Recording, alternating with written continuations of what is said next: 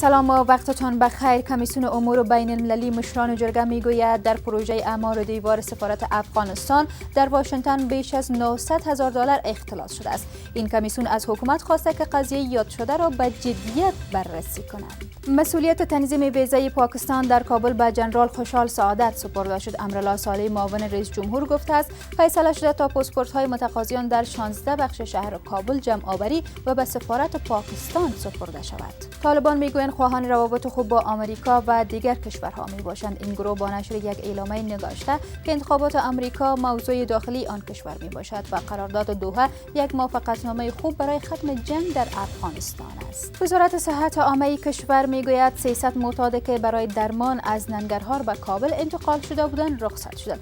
مقامات گفتند معتادین در شفاخانه ابن سینا تداوی شدند. و تیم کرکت C6 انگلستان یک بار دیگر با راشد خان بازیکن افغان قراردادش را برای سال 2021 تمدید کرد.